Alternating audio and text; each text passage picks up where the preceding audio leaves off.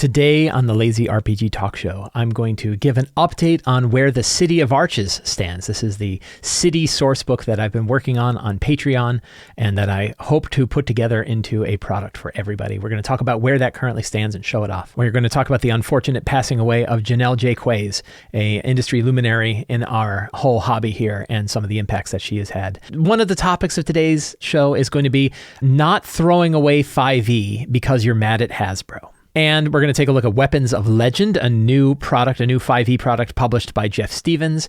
I'm going to talk about my actual play use of the luck system from Black Flag and Tales of the Valiant for 5e. And we're going to cover our first batch of questions from January 2024 from the Patreon Q&A. All today on the Lazy RPG Talk Show. I'm Mike Shea, your pal from Sly Flourish, here to talk about all things in tabletop role-playing games. This show, like all of the work of Sly Flourish, is brought to you by the patrons of Sly Flourish. Patrons get access to all kinds of awesome stuff, a dedicated Discord server, the monthly Q&A, City of Arches sourcebook, a bunch of tools to help you run your games, a bunch of exclusive adventures, and a whole lot more. It's a really good deal to sign up. And I'm going to talk about one of the big projects that I've been working on for the last 2 years on Patreon that patrons have had access to, patrons have been using, called the City of Arches. We're going to dive into that a little bit today. To the patrons of Sly Flourish, thank you so much for your outstanding support. So what is the City of Arches? The City of Arches is a high fantasy 5e city sourcebook for lazy dungeon masters. I have been working on this for about 2 years now in small bits, kind of over a long period of time. So instead of focusing on writing like one big book all at once, like I've done with other things, like I did with Ruins of the Grendel Root, this one has been a slow burn, putting out pieces, a couple pages at a time. Some of the earliest City of Arches stuff was just a few pages, and then just a few pages more, and just a few pages more. But it's been growing and growing and growing. It is now, the current release on Patreon is 115 pages. The current version that I'm working on, the current draft, is 121 pages, which is probably about as big as it's going to get. We're getting close to the point where I like this source book the way it is enough that I don't plan on adding a whole lot of new material. It is a 120-page city source book based on a poem. The whole premise of this is based on a poem from Percy Shelley called Ozymandias that I absolutely love. So it's the first poem that's in the beginning of this. It's a very, very famous poem. You'll have heard it. And the whole idea is an entity that has created a massive empire based on hubris, whose whole essence was flushed away from society, like flushed away from all memory and all record from them being cursed by the armies that defeated them. And then the city that is left there, this City of Arches that is left there.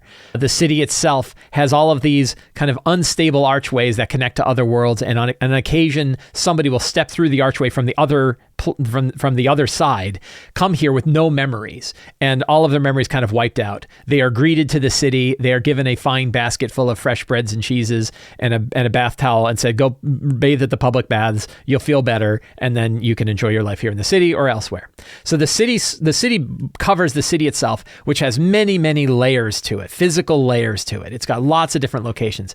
And I like to think of each of these major locations as a biome. I'm kind of using the Minecraft style biome that you have all of these different places. And I added, in the most recent version, 3 new biomes. So there's hundreds and hundreds of adventure locations in here. Hundreds of like short 2 or 3 paragraph places where you can build whole adventures or even small campaigns just around those little batches. And then of course you can build much larger campaigns around the whole area.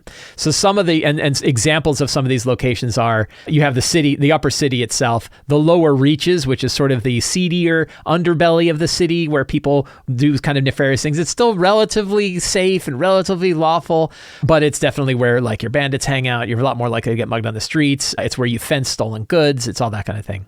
You have the Cliffs of the Dead, which is this massive set of tombs that has existed for thousands of years that are actually, the tombs themselves are sort of drawn deeper into the mountain. It's known that the border between the realm of the living and the realm of the dead is thin in there, not necessarily in a bad way, but like that's where people inter their loved ones. But then the tombs themselves get drawn deeper in the mountains, which means the further in the mountain you go, the older the tombs get.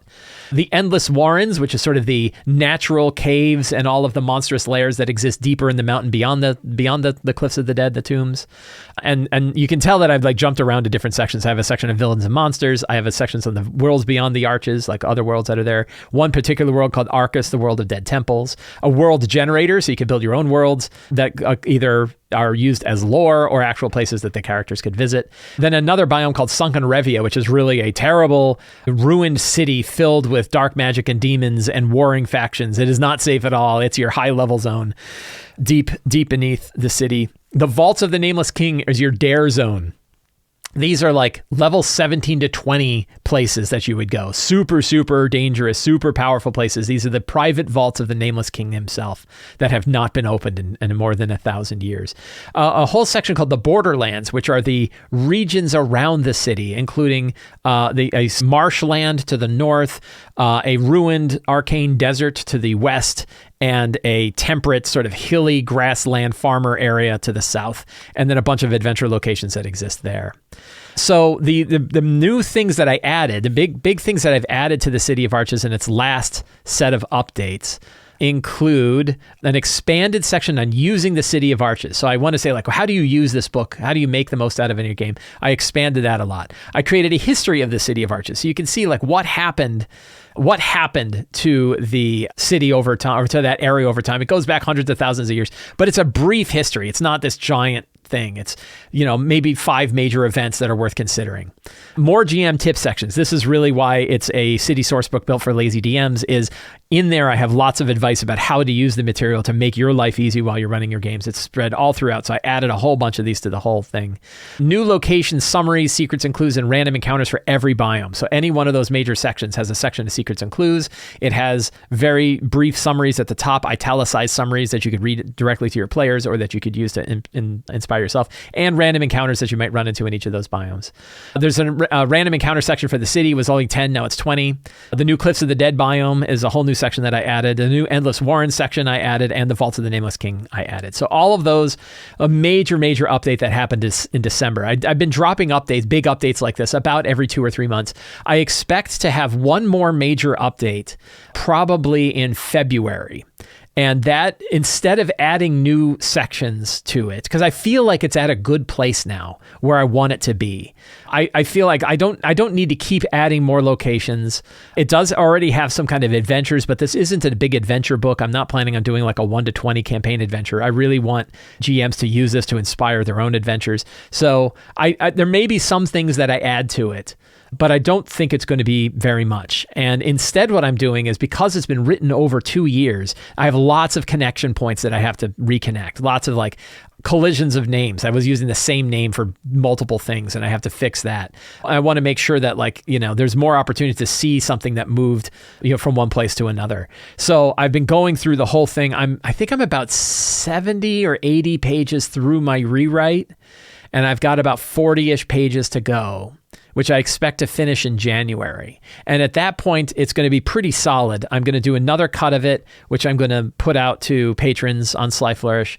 And then I'm going to be turning it over to my partner, Scott Gray, my editor and partner, Scott Gray. And he's going to start digging into it and doing a great big edit run. And this is all leading up to sometime this year launching a Kickstarter for the fully published version of the City of Arches in an actual full color hardback book that you can use to run your game. So I'm very excited about this. This has been a real fun project to work on. I'm also going to be moving my own games to run in the City of Arches, so I'll be using it myself. And already people have been running their own adventures, their own campaigns, including organized play campaigns built on the City of Arches, which is, makes my heart swell. And I'm both terrified and very proud that we feel like this material is good enough for people to be able to run their games. So I'm very excited about that. And that means that play testing has been going on while this has all been happening. I've been getting feedback from patrons. People have been running it. I've been running it, and we've been seeing where this is going and running back. And it's really, I think it's a much stronger product because of that, the way that it's been going out there. So if you want to see the City of Arches and see the latest version of it, you can join the Patreon and get immediate access to the 115-page PDF of the City of Arches for a very low amount of money. And you can get the new final version of it. Probably the final, I don't know if it'd be the final. Probably. I don't know. We'll see. you never say final, but like the most solid version of it is probably coming out in February, where everything has been kind of reconnected and going, but you can watch the growth of it and you can use it right now. There's lots of really cool stuff in it. So that is the current status of the City of Arches, which I wanted to share. I did mention in my intro that the industry luminary Jennell Jaquays has passed away. Jennell had done tons of different major influence on the TTRPG industry with some very early adventures in the earliest days of D&D and in other kind of organized play programs and things like that. I learned about Jennell Jaquays through Justin Alexander, who talked a lot about Jennell's dungeon designs, the asymmetric dungeon designs that Jennell was known for and had done in the video game world as well. She didn't just operate in the TTRPG industry, but also in the video game world as well. She unfortunately passed away this past week on Wednesday after battling health condition, battling very rough health conditions over the past few weeks, and it's very sad. Jennell's partner has a GoFundMe page up that you can donate to help out. Jennell was in the hospital for quite a long time. Those kind of expenses are just brutal to deal with. Again, welcome to the American healthcare industry. Anything that you can do to offer support to her family would definitely be helpful. Gnome Stew had a really good, Jared Rashner of Gnome Stew wrote a really nice article talking about the legacy of Jennell Jaquay and how they became aware of Jennell and the kind of impact that they had. I will link to that article. I thought it was a really, really good article, and I will link to that article in the show notes so you can take a look at that. But that was very sad news for everybody in the industry. We've been talking about it and hearing about it quite a bit, and everybody's been very sad to hear of that. So today's topic that I wanted to talk about came to me because it's something that I've actually been dealing with. None of us, I don't think, have a firm hand on exactly what the whole TTRPG industry is like and what's really going on. We're probably more aware of it than we were, say, 20 or 30 years ago when there wasn't any kind of connections to social media and there was no ability for us to sort of see what's going on. However, we do get kind of caught up in different pockets of the industry, different people. We will hear from different people for different reasons, depending on the context that we go to. You go to one forum and you get one group of people. You go to another forum, you get another group of people. One of the reasons why I very much like the Reddit DM Academy was that it seemed like a lot of new DMs and GMs were going there to get advice on things. It wasn't just people who had been in the hobby for a long time. I don't go to Reddit anymore, but back when I did, I found that to be a really useful thing. But I do hear often a lot when I'm talking about kind of the business of D&D, the business of 5e and what's going on. I definitely hear this in comments on YouTube, and I've talked to some people personally where this has been the case. And that's why I wanted to bring up this topic. And that topic is, really a statement, which is don't throw away 5e because you're mad at Hasbro. And really, when I bring this up, it's important for me to kind of split this up into three kind of groups of people and talk about how I'm focusing on one group in particular. But I think most people fall into the other two groups. So if you're in the other two groups, you don't need to tell me that you're in those two groups. I'm with you on these groups. I support you in both of these groups. I don't need to hear about it, though, because that's not who we're talking to. So the three groups are: group number one, you're happy with D&D.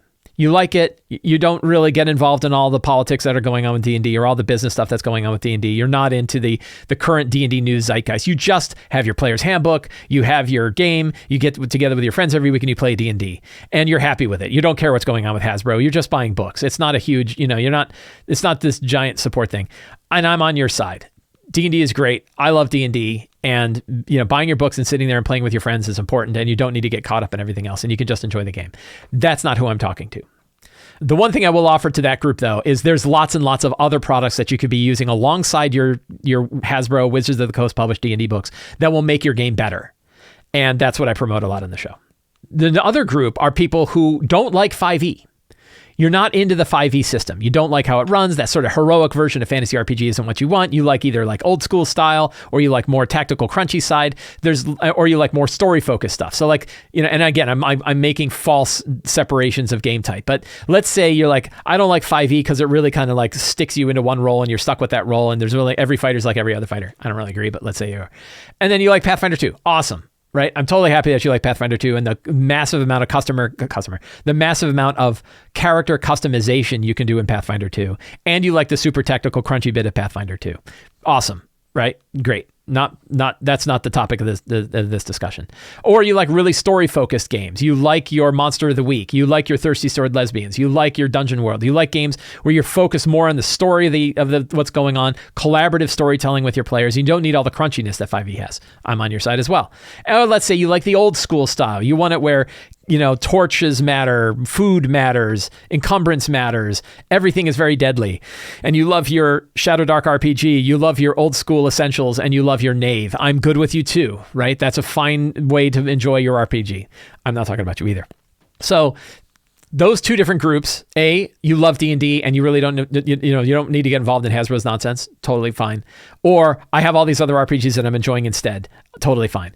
Instead, there is a slender slice kind of in there of people who are upset with what's been going on with Hasbro and lots of different things ever since the OGL, maybe even before the OGL, some things bugged it, but then the Pinkertons, the whole AI art stuff that's been going on, lots of different reasons why WotC has lost your trust. Some of those I think are totally valid. Some of those I don't necessarily think are valid, but I'm not going to get into that now. It doesn't matter how I feel about it. It matters how you feel about it. And if you feel like you are unhappy with what Hasbro's been doing, the layoffs that occurred right at the end of the year, all this stuff is making you mad at Hasbro, and you feel like that means you have to walk away not just from D&D, but 5e overall.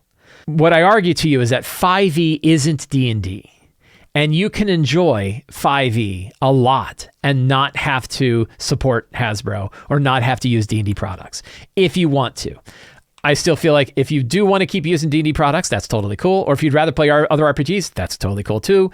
But if instead you feel like your focus of 5e you have to leave 5e because of what Hasbro's been doing, or you're afraid of what they're going to do. You're not crazy about 2024. You don't know what kind of other things they're going to be doing. The big focus on digital play that they have, further monetization of D&D, and you don't want to be part of all that. There's so many ways to enjoy 5e and not be part of that. Two examples that I will give are two obvious ones. One, Level Up Advanced 5e. So a lot of people have brought up to me, hey, 5e is D&D. Like, I don't know whether you like it or not, 5e is D&D. And then I said, well, is Level Up Advanced 5e D&D? And like, well, no. And I'm like, and it's its own system, right? It's completely independent. It's got its own Adventurer's Guide. It's got its own Monstrous Menagerie, and it's got its own Trials and Treasure. It's got its own core books. Tales of the Valiant, which is coming out pretty soon, I think. I don't know exactly when it's coming out. It has its own Player's Guide. It has its own Monster Vault, and it's going to have its own GM Guide. Those are completely separate from D&D. There is no license connection to Wizards of the Coast. They have no financial connection. There is nothing Hasbro or Wizards can do to get in the way of them building what they've been doing. EN World has now been doing it for like 3 years. They put out all their core books. They put out a bunch of supplements. They put out digital tools. They've been supporting it. EN World went so far as to go through all of their material and make sure there wasn't any connection at all to the intellectual property of Wizards of the Coast, and generated their own system reference document under a Creative Commons and a Creative Commons license. It's also under ORC and it's also under the OGL, but I like the Creative Commons, so I'm focusing on that. That is independent. It doesn't even reference the Creative Commons license that Wizards of the Coast put out. It's its own license, completely independent of every way, and yet fully compatible with 5e.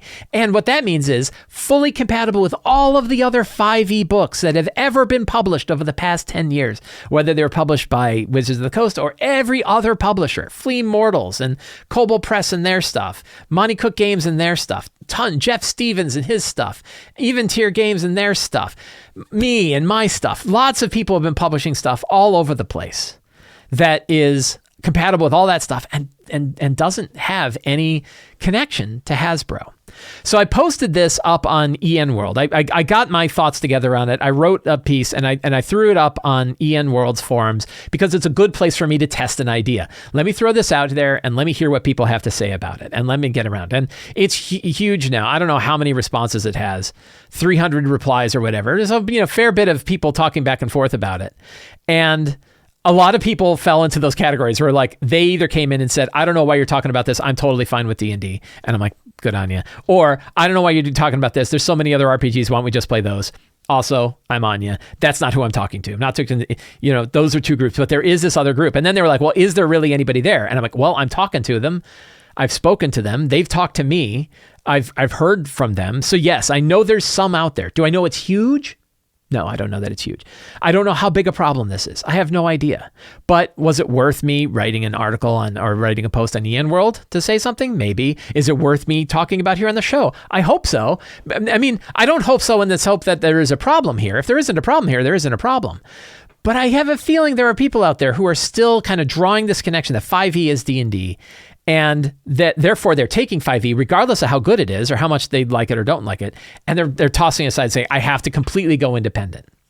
Now, one of the arguments is, well, D&D is so big.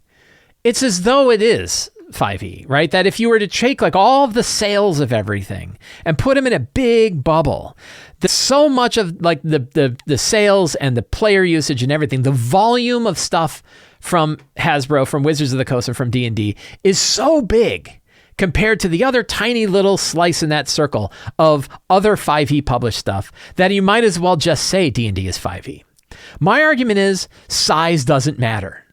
It doesn't matter how big it is. First of all, if you're listening to me, you're watching me, you read my stuff, you're already well outside of that big envelope, because most of the people in there are not involved in any of the stuff that's going on with D&D. They're not listening to a D&D talk show where we pontificate this stuff. They're not looking at other third-party material. They're already doing their own thing. So much of them are outside of the sphere of the people that I'm reaching anyway.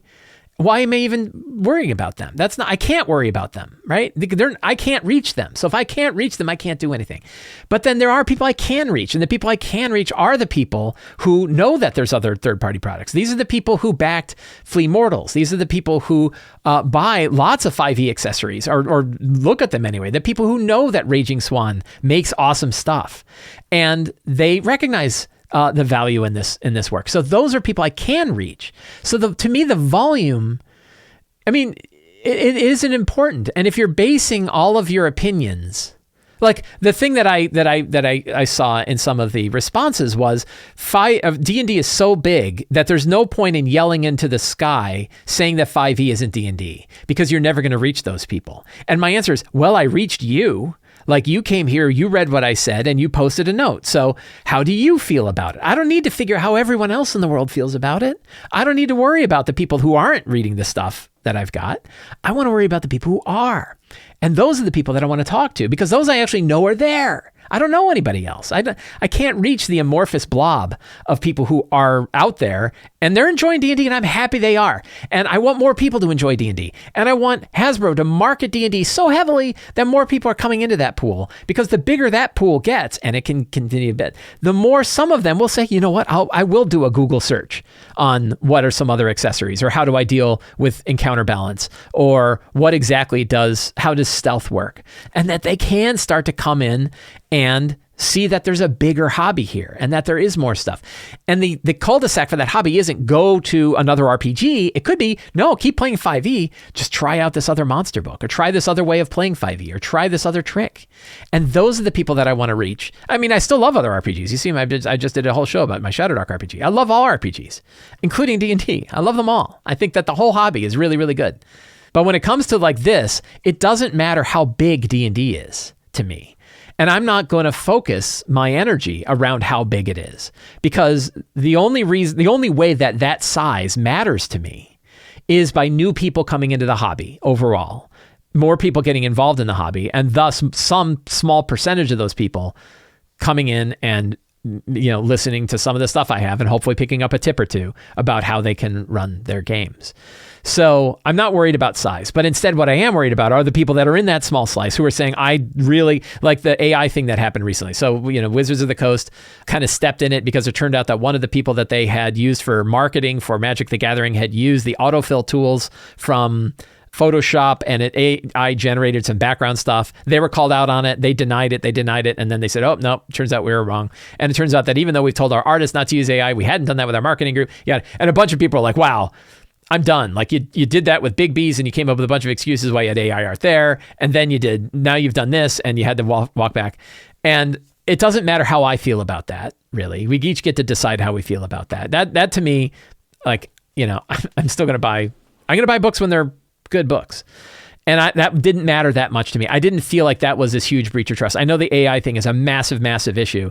This isn't the equivalent of Hasbro saying we're replacing all of our artists with AI art, which is what everybody's kind of jumping to. Oh, they're just going to go that way. They're really not. I seriously doubt it, because honestly, their amount of investment in art, the art, a friend of mine brought this up. It was a really good point, which is art is their business. Like, art is so core to them that they want to copyright it. Like, they don't want to they're not going to commoditize the key. They'll commoditize lots of other things. They're probably not going to commoditize that because it's really important. Not just from like a PR standpoint of it looks really bad when we use AI art, but because they really care about the art that they're putting in, because the art is such a big part of their product. So, and honestly, its expense compared to a lot of other expenses that are going on is relatively low, even when you're hiring human artists to do it. It's just not that much of a cost savings for them to do that. These are contract commercial or contract artists that they're using. The cost isn't that high compared to their overall thing. So I don't think that that's the case. They keep stepping in it, and because they're a big, slow corporation, they're having trouble keeping up with the fact that these things are moving along. Like, hey, we should check with our marketing team and make sure that the people we are hiring to do marketing for us aren't using AI. But regardless, if you're mad at them over that, that's fine. You can be mad. You're allowed to want. And if you don't trust them, and I don't, because we saw what they did, and I don't think I've seen anything that says that they've rebuilt that trust when it came to things like the OGL. That's fine. And by not trusting them, it means like, am I not going to buy their books? No, I did. I've bought their books since then. So I want to see them as another 5e publisher. And that's really what I'm saying. Regardless of their size, they're another 5e publisher of many, and there are many 5e publishers. And when you have these books in front of you, you get to pick which ones you want to use, and the quality of those individual books are really, really good. Many of them are really, really good. I have definitely seen some products that Wizards could not do at the scale that they do it. And I've definitely seen some products that are higher quality in almost every way. So when it matters to the books that are sitting in front of you, it doesn't matter that much. And my point is, so if you're mad at Hasbro, that's fine. Be mad at Hasbro, but don't throw 5e out because of that. Don't either think that people who are still investing their energy in 5e are bad people because they're supporting Hasbro, because they're not. And don't feel like you have to stop using 5e, because 5e isn't D&D. 5e isn't Hasbro. 5e is its own thing. Level Up Advanced 5e is its own independent first-party role-playing game. Tales of the Valiant is its own independent first-party role-playing game. These are not third-party products. They are not supplements of D&D. They are their own thing, regardless of the fact that they are significantly smaller in market share than the big player on the board. So that's kind of what I wanted to say. And again, if you don't like 5e, that's totally fine. You don't have to email me and say, I'm so glad I'm not involved in this because I don't even like 5e. I get that a lot. And that's fine. There's lots of great RPGs, and I love RPGs. You also need to tell me, I don't want to hear about anything, Wizards is doing what Wizards are going to do. I'm going to keep supporting their books. I don't need to hear. That's fine too. I'm totally good with that. To me, the narrow slice are the people who loved 5e and feel like they can't play it anymore because they feel like it's too associated with Hasbro. Break that association, because that association is in fact broken. And if you want a practical thing you can do, the practical thing would be, in my opinion, take a look at Level Up Advanced 5e, because it's really, really good.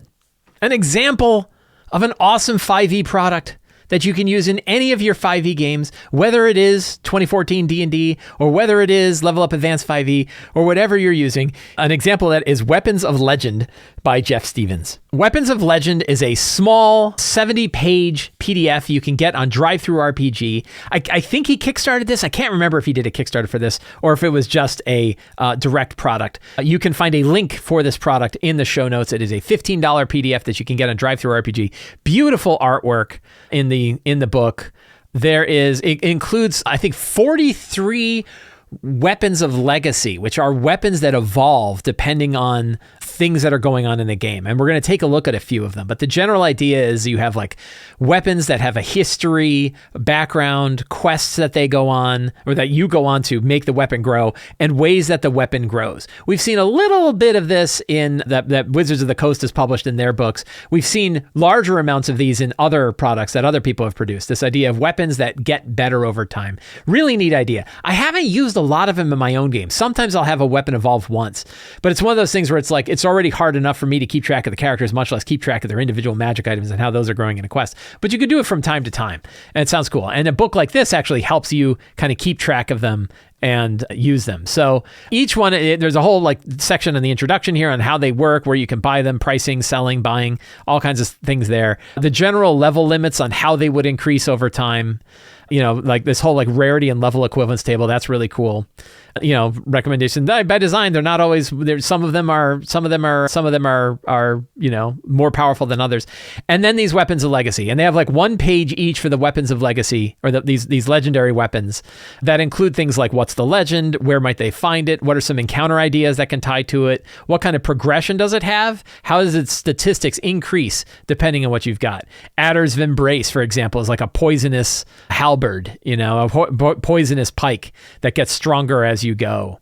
Amy's Trophy, right? A kind of cool little legendary duelist dagger.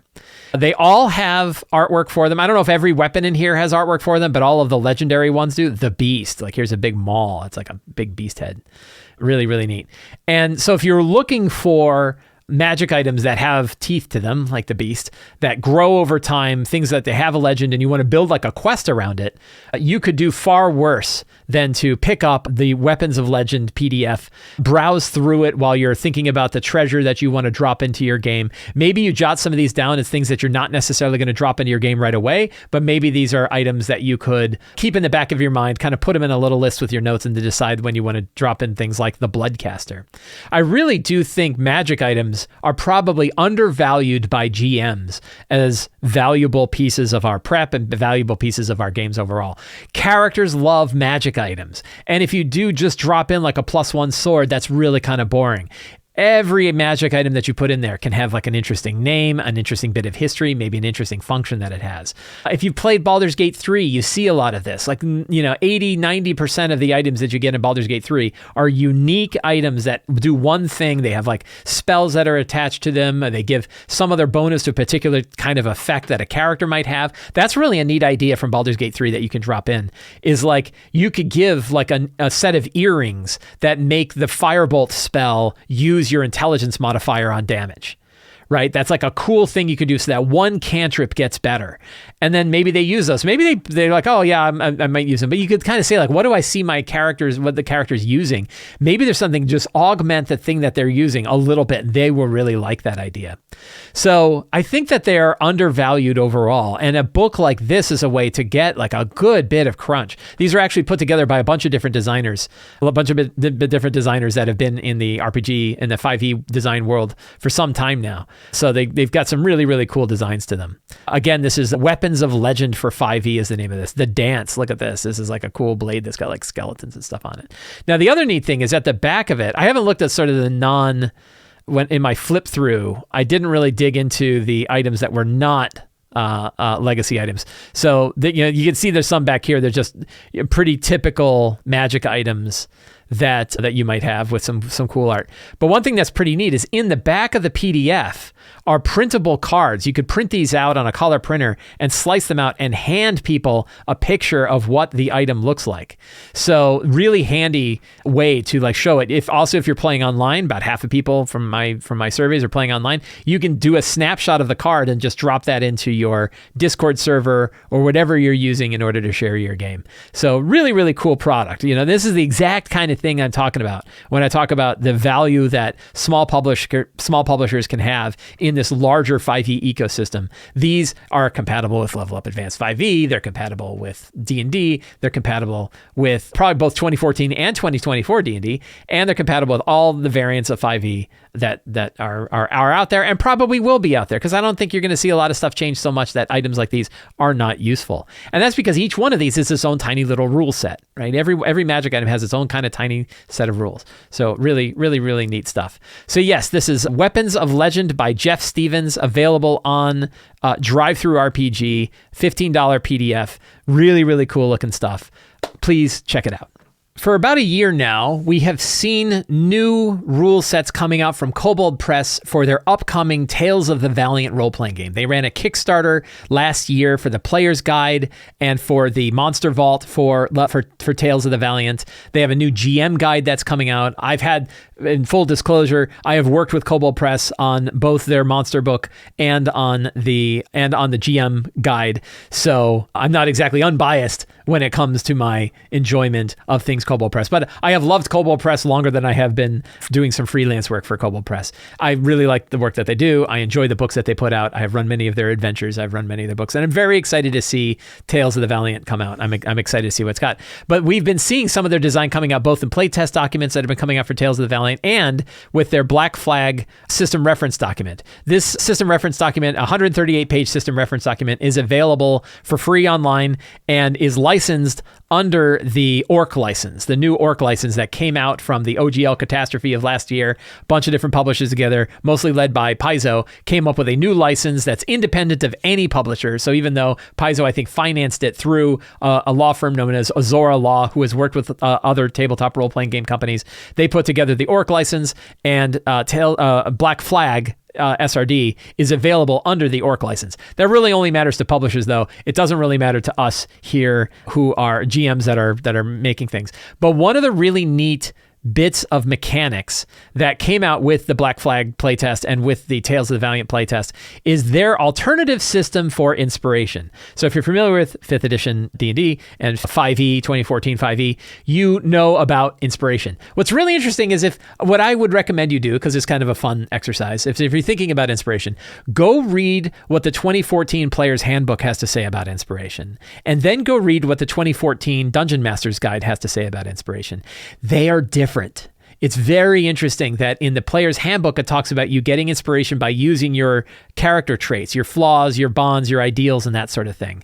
And the Dungeon Master's Guide says you can actually use it for all different kinds of things, including not using it at all. Those rules are kind of cross purposes, which I think is one of the reasons why there's so much question about exactly how inspiration is supposed to be doing what it's doing. So some people have been trying some other things. And one of the neat ones is what Tales of the Valiant and what Black Flag has been doing, which is a system called Luck. Page 28 of the Black Flag system resource document. The whole rule set for Luck fits into a very small amount of space in this system reference document. It is a direct replacement for inspiration, so you are not intended to use inspiration and Luck together. The reason why I'm talking about it today is I've now replaced inspiration with Luck for almost since it came out. I was like, it's so easy to drop out inspiration and drop in Luck. And this gets to that whole value of the modularity of 5e, that I was able to replace inspiration with Luck, and I'm not looking back. It's so much easier to deal with. First of all, it's a system that the player gets to use on their side completely. I don't have to manage it at all as a GM, which is great because it's something else off my plate so that I can focus on the things that I need to focus on when I'm running a game. Inspiration was not that way. I had to deal with inspiration. Now, my way of dealing with inspiration was everybody at the start of every session began with inspiration, and they got it once per session. So you always had that reroll available to you once per session. Now, the 2024 version of D&D looks like they're messing around with inspiration. First, it was you got it if you rolled a 20. Then it was you got it if you rolled it on a 1. I don't know where they're going to end up on it. But frankly, I'm really happy with how the Luck system works. And I was still happy with the idea that you got it at the beginning of the game and you could get it again. So the way the Luck system works is that, again, it completely replaces inspiration. And instead of inspiration, you can actually have multiple luck points. We'll get into that. But the way it says, I'm going to read it because I think it's valuable to read this, and it's also very short. Every PC has a special resource called Luck that can be used to influence the results of any of your checks, ability checks, attack rolls, or saves. Gaining luck points. When you create a character, you start with 0 luck points. You gain luck points in the following ways. Once per turn, when you fail an attack roll or save, gain 1 luck point. The GM can award 1 luck point as a reward for clever idea, excellent role-playing, or pursuing an interesting rather than optimal choice. I really like that because that's one of the ways I was using inspiration. When players would put their characters into heroic, dangerous situations that weren't like tactically optimal, I would often reward inspiration for that. I would also make a deal with them by saying, if you're willing to do this thing, I will give you a point of inspiration for doing it because it's cool. You want to drive people towards cool. Luck points and inspiration are a great way to drive people towards doing what's cool instead of like hanging out in a doorway, sneaking around and fighting. You're not going to get luck, and you're not going to get luck or inspiration in my game if you're hiding around a doorway like I do when I'm playing Baldur's Gate 3. So you award luck, so GMs can still award luck points for anything they want to do. The GM can award luck to a party for surviving difficult encounters or achieving their story goals. So you can give it out as any other kind of goal. You all gain a luck point. You guys did something so cool, you all gain a luck point. And you can really good inspirational, good improvisational tool to reward players right on the spot as luck points. And because you can carry more than one, you can reward it more often than you would reward inspiration, where people would not get it if they did it the other way. So that's really cool. But most of the time, the way they're going to get luck is by failing a check. And that is really cool because it's a benefit to them for not having a good time. Right? That when players, because if you have like 5-6 players around a table and they don't always get a lot of actions, and then when they take an action, they fail it, it really sucks to not have anything. But if they fail it and they get this little momentum thing, this thing, yeah, you failed, but you get a point of luck, that really helps. It's been really, really beneficial. And I have seen it change the attitude of players. Even though it's a small thing, I've seen it change the attitude of players when they know that they failed to check, but they get a luck point because they know that's 1 point benefit that they're going to have in the future. Losing luck points. You can have a maximum of 5 luck points at a time. If a PC has 5 luck points and would gain a 6th point, you must immediately roll a d4 and reset your luck points to the die result. So you cannot hoard these. You should not hoard these. You want to use them. Now, there's a little tricky bit here because I've seen players who are rolling on a roll realize they have 5 and say, well, I'm going to burn 3 of them and get advantage even though I succeeded, just so I don't lose points. Or I'm going to expend a couple of points just to stay at like 3 or 4. So it's a little gamey. You can still game this a little bit by burning extra points off to keep yourself high, even though you don't need them. It's also a potential possibility for the player to forget that they had luck and they aren't keeping track of it until they get that 6 point. And they're like, oh, this sucks. I should have been paying more attention. I lost it. But still, you roll a d4 and you get what you get. If you've already forgot you had them, then you're where you are. Spending luck points. You spend luck points to add to any d20 roll you make. For example, if you have 4 luck points and roll a 13 on the die, you can expend 2 luck points to make your result a 15, leaving you with 2 luck points for later. Alternatively, immediately after you make a check, attack, ability, or save, you can spend 3 luck points to re-roll a d20. In either case, you spend luck after you roll, but before the DM declares whether the roll succeeds or fails. Luck can't offset the effects of a natural 1 or create a natural 20. So there's a couple tricky bits in here too. One of them is, does that stack with advantage? So if you have advantage on a check, can you roll? And then do you roll both dice, or do you pick one of the dice to re-roll instead? When I had first thought of this, I thought that it replaced advantage, similar to the way inspiration does. That you cannot do this and have advantage on a check. If you already have advantage, you could add points to it the same way, but you can't re-roll an advantage. And that's probably a way that I would sort of house rule this, is that the re-roll doesn't stack with advantage, because you get into this weird state of like, well, do you get to roll advantage again? Or do you pick one of the dice that you're going to re-roll? How does that affect? Same with disadvantage. Like, you could use 3 points to offset disadvantage. You would not get to use this to offset a roll of disadvantage by re-rolling one of the lower dice. So that's one little tricky bit. The other tricky bit to it is it generally means that the players are going to know what the result is going to be. In other words, you don't want to be a dick to somebody and say, oh, they rolled a 13, and they say, oh, I'm going to add 2 luck points to that. And you're like, are you going to add 2? And they're like, yeah. You're like, you still miss. And now they burned points without knowing that they were going to succeed. I guess you could do that, but to me that feels like you're already making them fail twice. They failed once when they rolled and missed, and then they fail again by adding points and then missing again. So when I've been playing this out, I've been basically telling them what the DC is, even if it's the armor class of a monster. So if they say, hey, I rolled a 13, is that going to hit? And I'll say, are you going to add any luck to that? And they're like, how much should I add? I'll say, you need to add 2. And then they add 2 and then they hit. So maybe that's making this a little bit more powerful than the expectation is. But I think the alternative is that the value of having this as a way to make people happier with the game goes down if you essentially make them fail twice. I know it says that you spend luck after you roll, but before the DM declares whether a roll succeeds or fails, means that you shouldn't be telling them the DC. I feel like if you're going to use something like it really helps to tell them what the DC is so they know how many points to spend. They're not wasting points. It's not this sort of gambling sort of thing. And that has worked well in the games that I've run. So I've actually been using the luck system now in multiple 5e games. 3 different 5e games that I'm running and have run use the luck system. And my players love it across the board. We're all very happy with it. So it's a really neat system. I would take a look at, read it here. You can find it in the Black Flag role-playing game document. You can also find it in the Tales of the Valiant playtests that have been out. I will link to it down in the show notes so you can see it there as well. But it's such a simple idea and a simple system that it's a really neat way to drop it into the game. It gives players another little thing that they can sort of deal with on their side that you really don't have to do anything with on the GM side, which is why I like it so much. There's a couple little tricky bits to manage, but so far I've not had any trouble managing those, and I found it to work better than the inspiration mechanic that has been in the core of 5e. So I really liked it and want to talk about it. Again, really good example of another publisher who's putting out a modular piece of stuff that is compatible with 5e that any of the 5e games can drop into their system and replace another piece, showing the modularity of the system and showing the wealth of information that exists for 5e overall in this entire hobby. That means we don't have to depend on any one company in order for us to be happy with this game. So please, check out the luck system from Tales of the Valiant. Really cool. Let's do some Patreon questions. Every month on the Sly Flourish Patreon, I put up a new Q&A thread. Any of the Sly Flourish patrons can ask a question, an RPG-related question there. I answer every question every Friday, and some of those questions come here to the show. Other ones become the catalysts of other articles or other videos that I do elsewhere.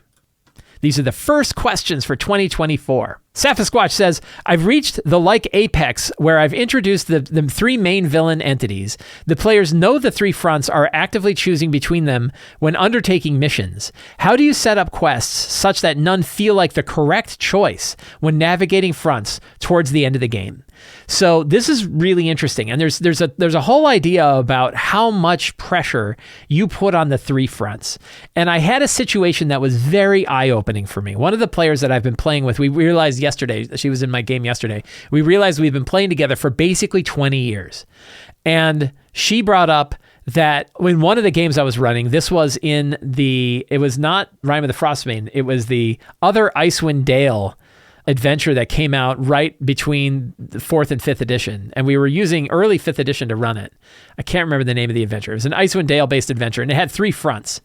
And I put the pressure on the fronts such that every time they were moving the needle forward on one of the 3 factions, the other 2 were moving forward. So when the characters were busy dealing with one faction, the other 2 were growing and things were happening.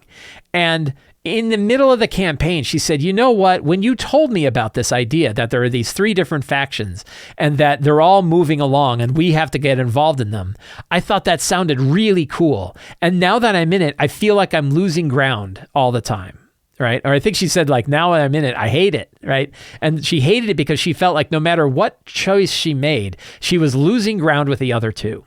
What that told me is I was putting too much pressure on those factions, that they were always moving forward so much that if the characters weren't involved and couldn't be involved, that those other factions were growing.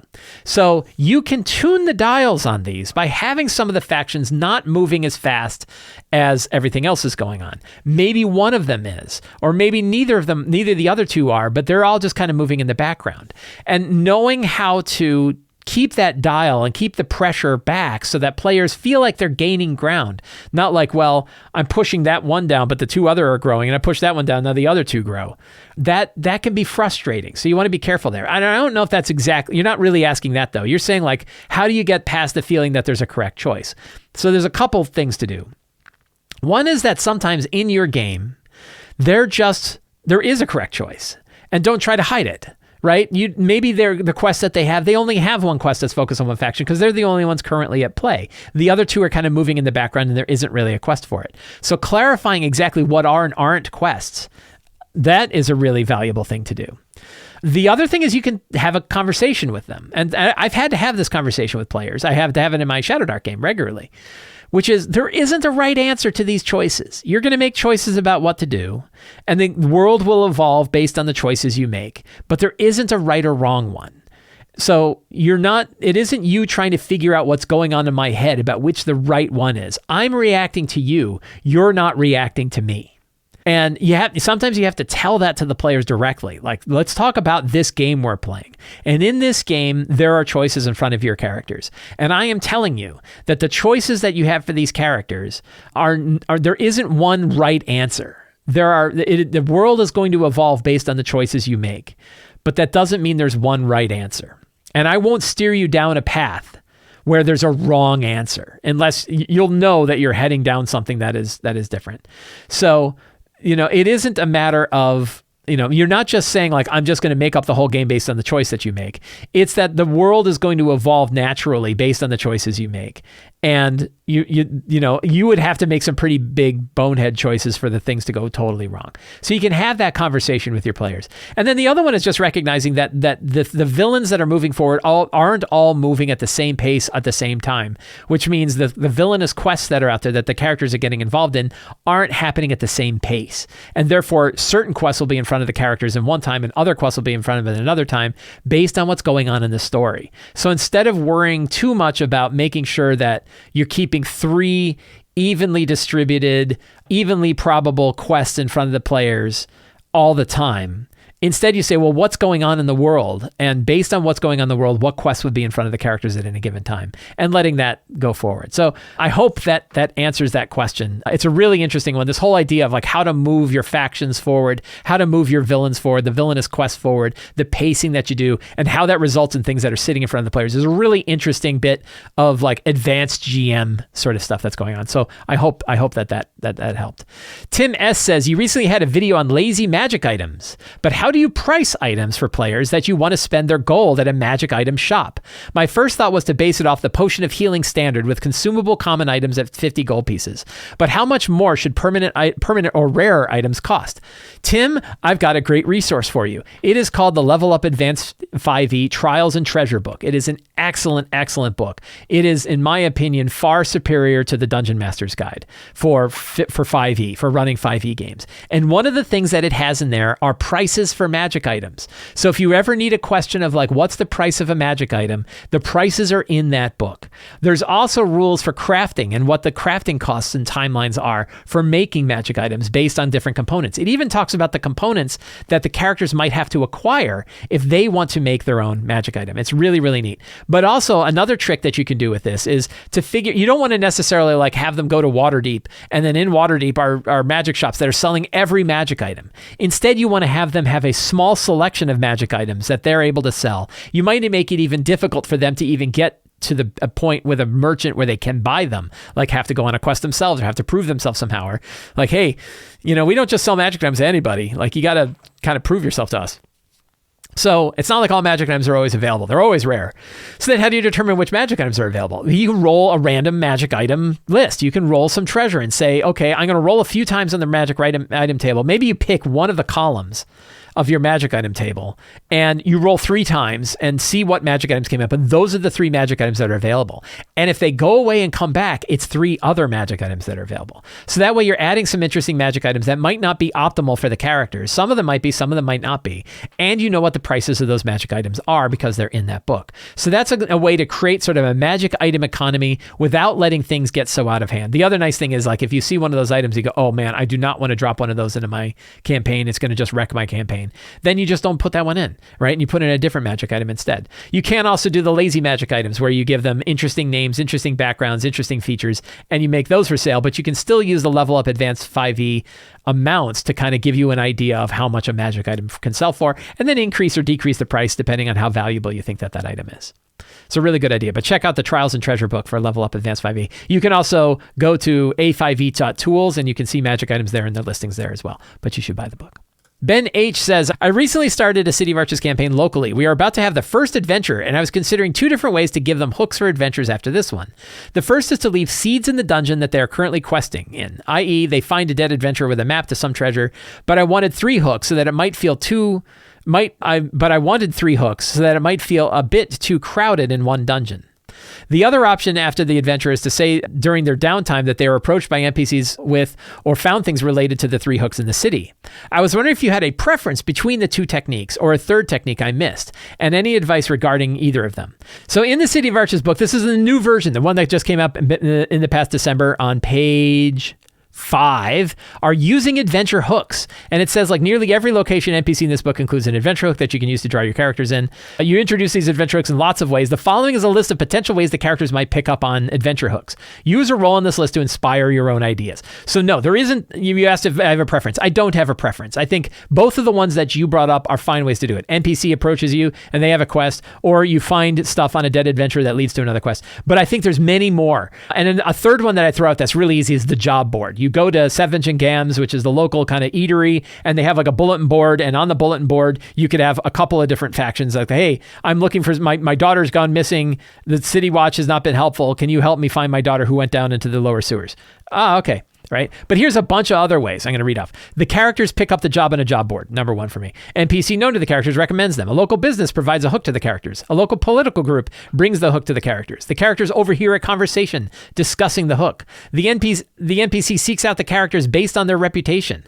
A local job recruiter connects the characters and a job for a small fee. A mysterious letter or message directs the characters to a job opportunity. A guild or organization the characters are part of assigns them the job. A local temple requests assistance from the characters. A job is posted in the local newspaper or on a flyer. A character has a dream or vision guiding them to the job. A town crier announces a job opportunity in the streets. A retired adventurer passes the job to the characters. A magical familiar guides the characters to a job. A noble known to the characters seeks their assistance. The characters are offered a job after helping an NPC. The characters are introduced to the NPC through a family member or friend. A strange hooded or masked NPC gives them the contact information. Local guards hire the characters as private investigators. So those are 20 different ways. But again, hopefully that list isn't like your end all be all of these, but those like, oh, but also you could do these. So another way is think up 10 more. What are 10 other ways that characters could get quests? This is that list. And this is that idea that this is a book built for lazy GMs is here are ways that the characters could learn quests, and that can definitely evolve as your game goes. And I think it's more interesting for the characters to pick up quests for different things. Everything from overhearing a conversation to getting a dream or portent to having a mysterious masked figure drop a note off and walk away. I think lots and lots of really cool ways that you can do that. Captain Eddie says, I'm starting a new D&D group next week. I'm old school. We play AD&D 2nd edition and a bit of homebrew. My new players, 3 of them, are former DMs and play current editions. I'm a bit worried they're going to want to do all kinds of crazy game mechanics that I'm just not interested in. I am open to picking up a few new things, but wanted to keep it simple, boiled down, and focus on role-playing. Any advice? Yes, I have a few pieces of advice. One is, remember that their time at the table is as important as your time at the table. They are taking time out of their life like you're taking time out of your life in order to run the game. So it really behooves you, regardless of what system you're playing, how old school you are, and all of that, is have a conversation with them before the game begins that talk about what the game is, what the expectations are, and that kind of thing. And ask them if that's the kind of game that they want to play. That's that whole idea of having a session 0, and session zeros are valuable with any RPG that you're playing, but it's a good way before you start making characters, before you start getting the players thinking about the story or the characters they want to have, have that adult conversation about the style of the game. Now, one tricky bit is when you say like you have 2nd edition plus a bit of homebrew, from the player side of things, it really kind of sucks if they don't know what the rules are. If they can't understand what's going on, because it's like, oh, well, the GM, it's kind of 2E, but there's all of these other things, and I don't necessarily get them. One of the values of that these modern RPGs is that typically like a game is like a game is like a game. They have an expectation of what the game is going to be like on their side, and they know how it's going to work. When the GM is changing lots of things on the character side, that can get frustrating because they don't really know what they're doing or how they operate or how that plays out. That's one of the advantages of switching to an entirely different system. So I know you mentioned AD&D 2E, and that's totally cool. But one of the nice things about going to a game like Shadowdark is that it's a completely different game. There's no expectation that there's some stuff connected to it. We don't have any special house rules for Shadowdark. We're just running Shadowdark. So there's no like, oh, well, in 5e I was able to do X. And we say, well, that might be fine, but this isn't 5e. It's a totally separate game. So I would be careful about what those homebrew rules are on the player side, and I would make sure that they're clear about them. But one important thing is not to just bang on the table and tell them how it's going to be, but talk to them about the kind of game that they want and try to come to a good consensus of the style. But it is definitely like 2nd edition D&D is not like 5th edition D&D. It's kind of similar in some ways, but it's not. The power growth of characters in 5th edition is definitely higher. You don't have things. And then the question is like, what are you playing with, like the complete books or not? Because 2nd edition had the complete books and those totally changed characters. So I think it's important to make sure that it's clear what your game is about, how that's going to play and how that works, and have that adult conversation. Sit down with them before the game begins. Talk about what this is. Talk about what the house rules are. Ask them questions. Don't just tell them things. Ask them how they feel about it. Try, if you're worried about these kinds of things, the crazy mechanics, talk to them, explain to them that like, hey, this doesn't have it doesn't have subclasses. But AD&D 2E also had crazy stuff. The things you could do with your spells, because the spell descriptions in 2E were not super tight, meant you could do lots of weird stuff with those spells. Let them do that weird stuff, and they'll see that, oh, this is actually more of a story-focused game than it is a heavy mechanics-focused game. So that would be my advice. Friends, I want to thank all of you for hanging out with me today while we talked about all things in tabletop RPGs. If you enjoyed this show and you want to get more stuff like this from me, the best way to do so is to sign up for the free Sly Flourish newsletter. It's absolutely free to sign up. All you need is your email address, and you get a weekly RPG-related email sent directly to your inbox that includes links to all of the other work that I do every week. You can also sign up for the Sly Flourish Patreon. It's a very low price. You get to join in on the Patreon Q&A, a dedicated Discord server, the City of Arches sourcebook, which you've seen, and a whole lot of other stuff, a lot of different tools, all kinds of tips to help you run all of your RPGs. And you can pick up any of my books, including The Lazy DM's Companion, Forge of Foes, Return of the Lazy Dungeon Master, and all of my various fantastic books on the Sly Flourish bookstore. All of the links for those are in the show notes. Thank you all so much. Have a great day, and get out there and play an RPG.